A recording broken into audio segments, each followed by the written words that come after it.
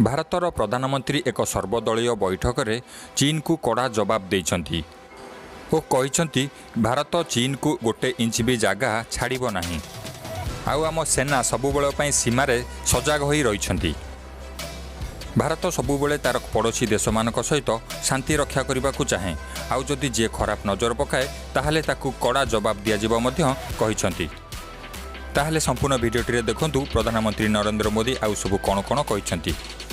साथियों, पूर्वी लद्दाख में जो हुआ उसको लेकर आपने रक्षा मंत्री जी और विदेश मंत्री जी को सुना भी और प्रेजेंटेशन को भी देखा। न वहां कोई हमारी सीमा में घुस आया है, न ही कोई घुसा हुआ है, न ही हमारी कोई पोस्ट किसी दूसरे के कब्जे में है। लद्दाख में हमारे 20 जाबाज शहीद हुए, लेकिन जिन्होंने भारत माता की तरफ आंख उठाकर देखा था, उन्हें वो सबक सिखा कर गए हैं। उनका ये शौर्य, ये बलिदान हमेशा हर भारतीय के मन में अमिट रहेगा। साथियों, निश्चित तौर पर चीन द्वारा एलएसी पर जो किया गया है, उससे पूरा देश आहत है, आक्रोशित है।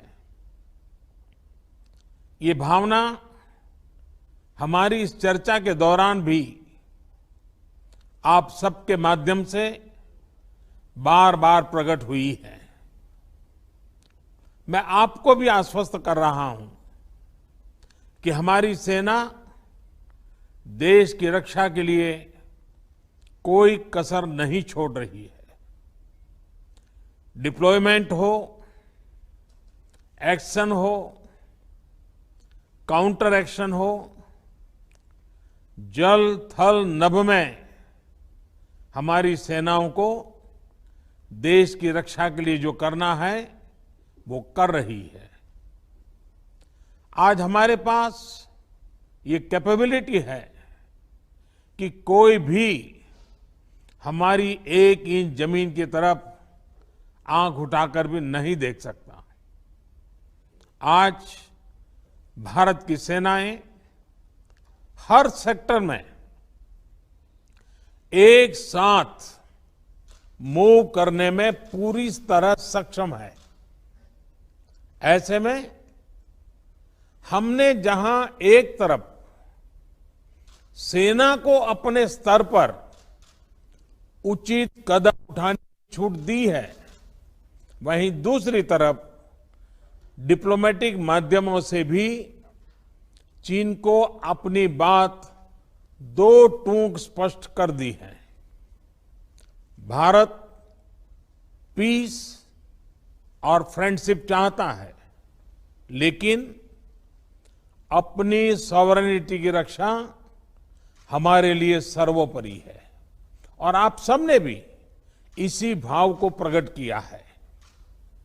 साथियों, बीते 5 वर्षों में देश ने अपनी सीमाओं को सुरक्षित करने के लिए बॉर्डर एरिया में इंफ्रास्ट्रक्चर डेवलपमेंट को प्राथमिकता दी है। हमारी सेनाओं की दूसरी आवश्यकताओं जैसे फाइटर प्लेन्स, आधुनिक हेलीकॉप्टर, मिसाइल डिफेंस सिस्टम आदि पर भी हमने बहुत बल दिया है। नए बने हुए इंफ्रास्ट्रक्चर की वजह से खासकर एलएसी में अब हमारी पेट्रोलिंग की कैपेसिटी भी बढ़ गई है। पेट्रोलिंग बढ़ने की वजह से अब सतर्कता बढ़ी है और एलएसी पर हो रही गतिविधियों के बारे में भी समय पर पता चल रहा है। जिन क्षेत्रों पर पहले बहुत नजर नहीं रहती थी, अब वहां भी हमारे जवान अच्छी तरह से मॉनिटर कर पा रहे हैं, रिस्पॉन्ड भी कर पा रहे हैं। अब तक जिनको कोई पूछता नहीं था, कोई रोकता टोकता नहीं था, अब हमारे जवान डगर डगर पर उन्हें रोकते हैं, उन्हें टोकते हैं। बेहतर हो रहे इंफ्रास्ट्रक्चर से एक मदद ये भी मिली है कि हमारे जवान जो उस कठिन परिस्थिति में वहां तैनात रहते हैं, उन्हें साजो सामान पहुंचाने में आसानी हुई है।